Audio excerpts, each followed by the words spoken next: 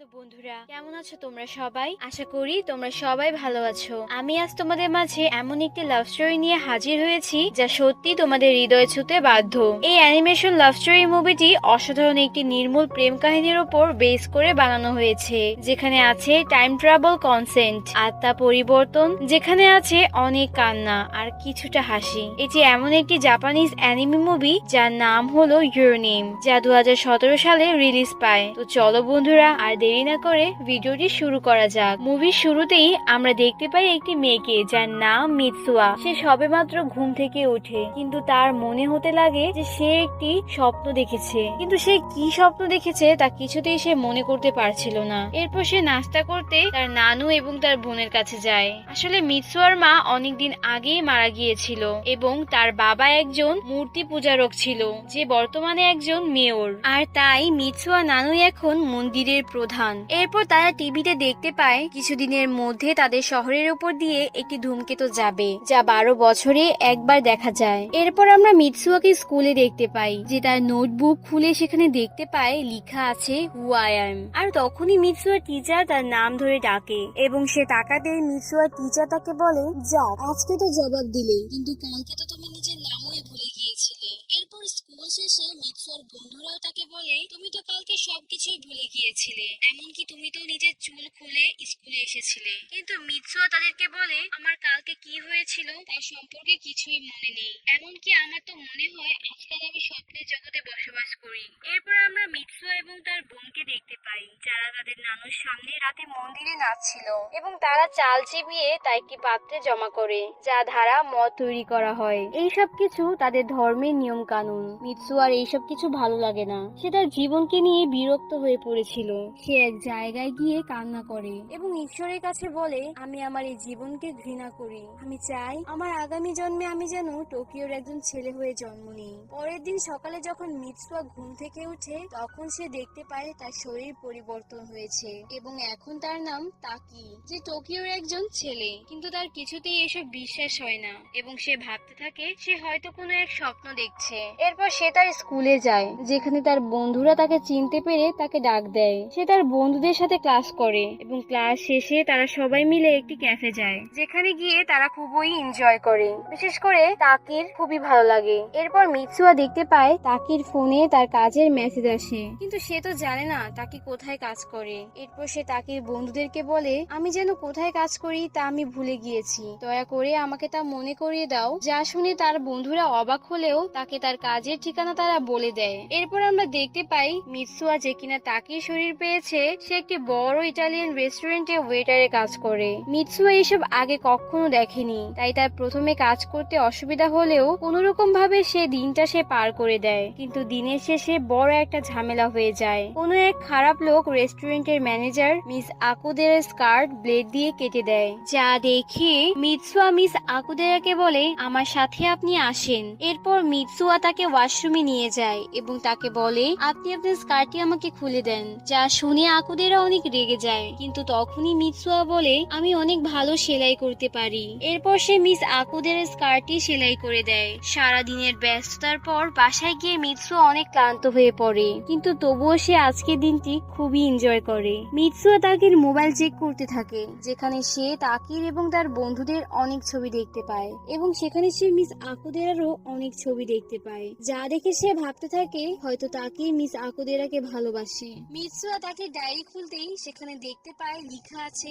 Who are you. আসলে এর আগে অনেকবার তাদের শরীর পরিবর্তন হয়েছে, কিন্তু তাদের সে সম্পর্কে কিছুই মনে নেই। তাই মিৎসুয়া তাকে ফোনের একটি নোটে গিয়ে লিখে দিয়ে যায়, আজ আমি আকুদের স্কার্ট সেলাই করে দিয়েছি, এবং এর জন্য সে খুবই খুশিও হয়েছে। এবং তারপর সে তার হাতে মিৎসুয়া নামটি লিখে ঘুমিয়ে পড়ে। পরদিন সকালে তাকির আত্মা তার নিজ শরীরে ফিরে আসে এবং মিৎসুয়ার আত্মা তার শরীরে চলে যায়। তার মানে সবকিছু স্বাভাবিক হয়ে গিয়েছে। কিন্তু তখনই তাকি তার হাতে মিৎসুয়া নামটি লেখা দেখতে পায়, কিন্তু সে কিছুতেই বুঝে উঠতে পারে না এসবের মানে কি।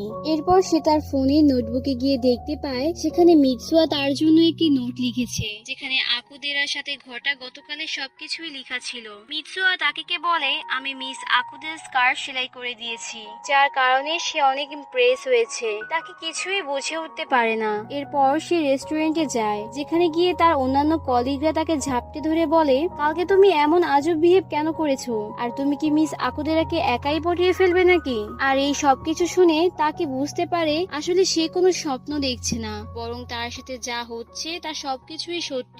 অপরদিকে মিৎসুয়াও ঠিক একই জিনিস ভাবতে থাকে, আর তাই তারা একটি নিয়ম তৈরি করে। তারা দুজনেই রোজকার সব ঘটনা ডায়েরিতে লিখে রাখতো, কারণ তারা স্বাভাবিক হওয়ার পর আগে সবকিছুই ভুলে যেত, কিছুই আর মনে করতে পারতো না। কিন্তু তাদের তবুও ভুল হয়, কারণ তারা দুজন যে দুজনের একদমই বিপরীত ছিল, এবং তারা পরিস্থিতিকে ঠিক করার চেষ্টা করার পরেও তা আরো বিগড়ে যায়, যেসবের কারণে তারা একে অপরের উপর অনেক রাগ করে। কিন্তু তবুও তো তাদের কোনো কিছুই করার ছিলই না, আর এভাবেই তাদের দিন কাটতে থাকে।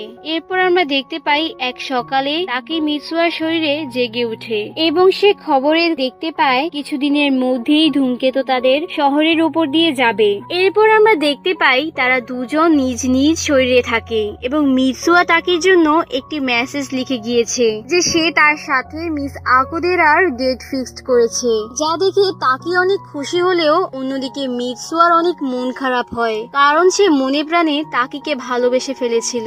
এরপর আমরা দেখতে পাই তাকি আকুদেরার সাথে ডেটে যায়, কিন্তু দিন শেষে আকুদেরা তাকিকে বলে, আজকে তোমাকে অন্য দিনের থেকে একটু অন্যরকম লাগছে, আমার মনে হচ্ছে আমি অন্য কোনো মানুষের সাথে এতক্ষণ বসেছিলাম। এই বলে সে সেখান থেকে চলে যায়, আর তারপর তার ফোনের নোট দেখতে থাকে, যেখানে মিৎসুয়া তাকে লিখেছিল, আকাশের দিকে দেখো, সেখানে তুমি ধূমকেতু দেখতে পাবে। কিন্তু তাকে আকাশের দিকে তাকিয়ে কিছুই দেখতে পায় না। অন্যদিকে মিৎসুয়া বাহিরে বেরিয়ে ধূমকেতু দেখতে থাকে, যা দুই ভাগে বিভক্ত হয়ে যায়। এরপর অনেক দিন কেটে যায়, কিন্তু এখন তাকি এবং মিৎসুয়ার আত্মা পরিবর্তন হয় না, এবং তাকি নিজের মতোই তার নিজের জীবন স্বাভাবিকভাবে কাটাতে থাকে। তাকি আসলে চিন্তিত হয়ে পড়ে, সে জানে না মিৎসুয়ার গ্রামটি কোথায়, আর তাই তাকি মিৎসুয়ার গ্রামে কাটানো মুহূর্তগুলোকে কল্পনা করতে থাকে, এবং সেই অনুযায়ী স্কেচ তৈরি করে, যাতে করে সে মিৎসুয়ার গ্রামটি খুঁজে বের করতে পারে। তাকি এবং তার দুই বন্ধু মিলে মিৎসুয়ার গ্রামটি খুঁজতে থাকে। তারা তিনজন সারা দিন মিৎসুয়ার গ্রামটি খুঁজতে থাকে, কিন্তু তবুও তারা কোনো কিছুরই হদিশ পায় না। অবশেষে তারা হতাশ হয়ে পড়ে, এবং তারা যখন বাড়ির উদ্দেশ্যে রওনা হবে, তখন পথে তারা একটি রেস্টুরেন্টে খেতে যায়। সেখানকার মালিক দম্পতি তাকির স্কেচটি দেখে এবং বলে, এটা তো ইতুমুরি, এখানেই তো আমার জন্ম হয়েছিল। তাকি এই নামটা শুনে বলে, হ্যাঁ, আমার সব মনে পড়েছে, আমি তো ইতুমুরি যাব। যা শুনে ওই রেস্টুরেন্টের মালিক দম্পতি ও তাকির বন্ধুরা অবাক হয়ে যায়, কারণ আজ থেকে 3 বছর আগেই তো ইতুমুরি গ্রামটির উপর ধূমকেতু পড়ে, যার কারণে গ্রামটি ধ্বংস হয়ে যায়। তারপর আমরা দেখতে পাই মিস আকুদেরা, যার সাথে তাকির ডেট ফিক্সড হয়েছিল, সে তাকিকে সাহায্য করার জন্য তার কাছে আসে, এবং সে তাকির হাতে একটা রিবন বাঁধা দেখতে পায়, যেটা দেখে সে ওই রিবন সম্পর্কে তাকিকে জিজ্ঞাসা করে, যার উত্তরে তাকে মিস আকুদেরাকে বলে, আজ থেকে 3 বছর আগে একটা মেয়ের সাথে আমার দেখা হয়েছিল, এবং সেই মেয়েটি আমাকে এই রিবনটা দিয়েছিল। আমি মনে করি এই রিবনটা আমার জন্য লাকি, তাই আমি সব সময় এটা আমার হাতে বেঁধে রাখি। এরপর আমরা দেখতে পাই তাকির বন্ধুরা সকালে ঘুম থেকে উঠে দেখতে পায় তাকি সেখান থেকে চলে গিয়েছে, এবং রেখে গিয়েছে তাদের জন্য একটি চিঠি, যেখানে লেখা ছিল যে তোমরা সবাই টোকিও চলে যাও, আমি কিছুদিন পর টোকিও ফিরে এসে পড়বো। এরপর আমরা দেখতে পাই তাকি সারিনের মন্দিরে যায়, যেটা মিৎসুয়া এবং তার নানুর মন্দির ছিল। সেখানে সে মিৎসুয়ার শরীরে থাকা অবস্থায় মিৎসুয়ার বোনের সাথে নেচেছিল। এই সব কিছুর পরেও তাকির কাছে মনে হয় সব যেন স্বপ্ন, কিছুই যেন বাস্তব নয়। কিন্তু এরপর সে সারিনের মন্দিরের ধ্বংসস্তূপ খুঁজে পায়, যা দেখে সে এবার বিশ্বাস করতে শুরু করে যে সে কোনো স্বপ্ন দেখেনি, সবকিছুই ছিল সত্য। ধূমকেতুর কারণে সেখানকার সব মানুষই তখন মারা গিয়েছিল। এরপর তাকি সে ইতুমুরি গ্রামে যায়। সেখানে গিয়ে সে দেখতে পায় যে স্থানে ধূমকেতুটি পড়েছিল সেই স্থানটি একটি গর্তে পরিণত হয়েছে, যা বর্তমানে একটি বড় ঝিল। তাকে কিছুই বুঝে উঠতে পারছিল না। এরপর তাকি তার বন্ধুদের সাথে টোকিও চলে যায়, এবং সেখানে গিয়ে সে ইতুমুরি গ্রামের ডেটা বের করে, যেখানে যারা ধূমকেতুর কারণে মারা গিয়েছিল তাদের নাম লেখা ছিল, এমনকি মিৎসুয়া নামও সেখানে লেখা ছিল। এরপর তাকি তার মেসেজের নোট চেক করে, যেখানে মিৎসুয়া দেওয়া মেসেজগুলো আর নেই। এরপর আমরা দেখতে পাই তাকে মিৎসুয়াকে কল করে, কিন্তু তার মোবাইল বন্ধ দেখায়, কারণ সে তো 3 বছর আগেই মারা গিয়েছিল। এরপর আমরা আবারও দেখতে পাই তাকে মিৎসুয়ার সেই জারটি খুঁজে পায়, যেখানে সে মিৎসুয়ার শরীরে থাকা অবস্থায় মুখে করে চাল চিবিয়ে তা একটি জারে বারের মধ্যে আটকে রেখেছিল, যাতে করে তা অনেকদিন পর মদে পরিণত হয়। তাকি সেখান থেকে একটু মদ পান করে এবং সাথে সাথেই সে জানতে পারে ইতুমুরিতে মিৎসুয়ার কাটানো সময়গুলোর কথা। এছাড়াও যেই দিন মিৎসু আকুদের সাথে ডেট ফিক্স করেছিল এবং যেই দিন ধূমকেতু পড়ার কথা ছিল, সেই দিন মিৎসুয়ার কতটা মন খারাপ ছিল, সবকিছু যেন সে তার চোখের সামনে দেখতে পাচ্ছিল। মিৎসুয়া তাকির সাথে দেখা করতে সেদিন টোকিও যায় এবং ট্রেনে তাদের দেখাও হয়, কিন্তু তাকি তাকে চিনতে পারে না, কারণ ওই বছরটা 2013 সাল ছিল আর তখন তাকি মিৎসুয়াকে চিনতও না। মিৎসুয়া যাওয়ার আগে তাকিকে তার চুলের একটি রিবন দিয়ে যায়, যা আজ অব্দি তাকি তার লাকি চার্ম ভেবেই হাতে পরে রেখেছে। আর যখন ধূমকেতু মিৎসুয়াদের গ্রামে পড়ে, তখন মিৎসুয়া বাহিরে দাঁড়িয়েছিল এবং সেই ধূমকেতু দুইটি ভাগে বিভক্ত হয়ে যায়, যার মধ্যে এক ভাগ মিৎসুয়ার এবং মিৎসুয়ার গ্রামের উপর এসে পড়ে। পরের দিন তাকি ঘুম থেকে উঠে এবং সে দেখতে পায় সে আরো একবার মিৎসুয়ার শরীরে প্রবেশ করেছে, যেদিন ধূমকেতুটি মিৎসুয়াদের গ্রামে পড়ার কথা ছিল। আসলে তাকি ওই অ্যালকোহলটা পান করার আগে ঈশ্বরকে বলে, আমাকে আরেকবার সুযোগ দাও, যাতে করে আমি সকলকে মরার হাত থেকে রক্ষা করতে পারি। তাকি যে মিৎসুয়ার শরীরে ছিল সে তার নানুর কাছে যায় এবং তাকে বলে, আজ ধূমকেতু আমাদের গ্রামের ওপর পড়বে। এই কথা শুনে নানু বুঝে উঠতে পারে যে মিৎসুয়ার শরীরে অন্য কেউ আছে এবং সে তাকে বলে, হয়তো তুমি কোনো স্বপ্ন দেখেছো। এই ধরনের স্বপ্ন আমাদের পূর্বপুরুষরা অনেকবার দেখেছে, কিন্তু আমি এই ধরনের স্বপ্ন সম্পর্কে কোনো কিছু জানি না। এরপর তাকি ভাবতে থাকে, আমি যদি এখানে মিৎসুয়ার শরীরে থাকি, তার মানে মিৎসুয়াও আমার শরীরের মধ্যে আছে, আর সে এই সময় নিশ্চয়ই শালিনের মন্দিরে আছে, যেখানে এরপর সেও মিৎসুয়ার সাথে দেখা করার জন্য যায়। এরপর আমরা মিৎসুয়া যে তাকির শরীরে ছিল তাকে দেখতে পাই। সে নিজের গ্রামে গিয়ে দেখে সেখানে একটা বড় ঝিল ছাড়া আর কিছুই নেই, কারণ তখন 2016 সাল চলছিল। সে বুঝে যায় তাদের গ্রামের উপর ধূমকেতু পড়ে এবং পুরো গ্রামটি ধ্বংস হয়ে যায়। কিন্তু তখনই পিছন থেকে তাকি যে মিৎসুয়ার শরীরে ছিল সে মিৎসুয়াকে ডাক দেয়। এখানে তাকি অর্থাৎ মিৎসুয়া 2013 সালে ছিল এবং মিৎসুয়া মানে হলো তাকি যে 2016 সালে ছিল, তাই তারা দুজনকে কেউই দেখতে পারছিল না। কিন্তু জাপানিজ সময় সূর্য ডোবার মুহূর্ত এমন একটি সময় যখন মানুষ এমন কিছু দেখতে পায় যা দুনিয়ার কেউই কোনোদিন দেখেনি। আর সন্ধ্যা হওয়ার পর তাকি এবং মিৎসুয়াও একে অপরকে দেখতে পায়। যদিও তারা দুজন দুই সময়ের ছিল, কিন্তু সেই মুহূর্তে তারা দুজন নিজ নিজ শরীরের মধ্যে ছিল। তাকি তার হাতে থাকা রিবনটি খুলে মিৎসুয়াকে দেয় এবং তাকে বলে, তুমি যখন আমাকে এই রিবনটি দিয়েছিলে তখন আমি তোমাকে চিনতামও না। আমি বিগত 3 বছর ধরে এটা সামলে রেখেছি। আর তখনই তারা দুজন দেখতে পায় আকাশের মধ্যে ধূমকেতু, যা দুই ভাগে বিভক্ত হয়েছে। তাকি মিৎসুয়াকে বলে, আমরা আমাদের নাম ভুলে যাওয়ার আগেই একে অপরের হাতে তা লিখে রাখা উচিত, তা না হলে আমরা একে অপরকে ভুলে যাব। এরপর তাকি মিৎসুয়ার হাতে তার নাম লিখে এবং মিৎসুয়া যখন তার নাম তাকির হাতে লিখতে যাবে তখনই প্রহর শেষ হয়ে যায় এবং মিৎসুয়া 3 বছর পেছনে চলে যায় আর তাকিও সবকিছু ভুলে যেতে লাগে। তাকি এখানে কার জন্য এসেছে তা সে জানে না, তার শুধু মনে আছে সে কাউকে বাঁচানোর জন্য এখানে এসেছে। তাকি নিজের স্মৃতি শক্তি লোপ পাওয়ার আগেই মিৎসুয়ার নামটি তার হাতে লিখতে নেয়, কিন্তু তা লিখার আগেই সে সবকিছু ভুলে যায়। অন্যদিকে আমরা মিৎসুয়াকে দেখতে পাই যে নিজ গ্রামকে বাঁচানোর জন্য ছুটে যাচ্ছিল।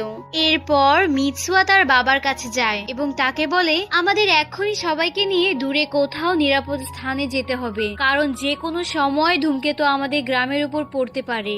এরপর মিৎসুয়ার বাবা বাহিরে গিয়ে দেখতে পায় সত্যি ধূমকেতু 2 ভাগে বিভক্ত হয়ে গিয়েছে। আর এরপর মিৎসুয়া এবং তার বাবা মিলে গ্রামের সকল মানুষকে নিয়ে দূরের একটি স্কুলে চলে যায়। আর এর কিছুক্ষণ পরেই ধূমকেতু তাদের গ্রামের উপর পড়ে এবং পুরো গ্রামটি ধ্বংস করে দেয়, কিন্তু গ্রামের মানুষগুলো নিরাপদে বেঁচে যায়। তারপর আমরা আবারও তাকিকে দেখতে পাই যে এতক্ষণে সবকিছু ভুলে গিয়েছে। এরপর তাকি টোকিও চলে যায়। এভাবেই 4 বছর কেটে যায়, কিন্তু তাকির এখনো কোনো কিছুই মনে নেই, কিন্তু সে অনুভব করতে পারে যে তার জীবনে কিছু অসমাপ্ত রয়ে গিয়েছে। আর অন্যদিকে মিৎসুয়াও এমনটি অনুভব করে। তার মনে হয় সে কাউকে খুঁজছে, কিন্তু সে কাকে খুঁজছে সেটা বুঝে উঠতে পারছিল না। এরপর মিৎসুয়াও টোকিও চলে আসে এবং একদিন মিৎসুয়া এবং তাকি পাশাপাশি ট্রেনে করে যাচ্ছিল এবং হঠাৎ করে তাদের দুজনের চোখ পড়ে দুজনের দিকে এবং তাদের একে অপরকে দেখার পর মনে হয় তারা এতদিন যাকে খুঁজছিল এটাই সেই মানুষ। তারা নিজ নিজ স্টেশনে নামার পর একে অপরকে পাগলের মতো খুঁজতে থাকে। অবশেষে তাদের দেখা হয়, কিন্তু তারা দুজন দুজনকে ক্রস করে চলে যায়। কিন্তু তাকি মিৎসুয়ার সাথে কথা না বলে থাকতেই পারেনি, আর তাই সে মিৎসুয়াকে বলে আমাদের হয়তো আগেও দেখা হয়েছিল। যা শুনে মিৎসুয়া বলে হয়তো, আর এরপর মিৎসুয়া কান্না করে ফেলে। মিৎসুয়া চোখের জল দেখে তাকেও নিজের চোখের জল সামলে রাখতে পারেনি এবং তার চোখ দিয়েও পানি গড়িয়ে পড়ে। আর তারপর তারা একে অপরকে জিজ্ঞাসা করে হোয়াটস ইউর নেম, আর এখানেই ইউর নেম মুভিটি শেষ হয়ে যায়। তো বন্ধুরা, তোমাদের এই মুভিটি কেমন লাগলো তা অবশ্যই কমেন্ট করে জানাবে। তো আজকের মতো বিদায়, সবাই ভালো থাকবে।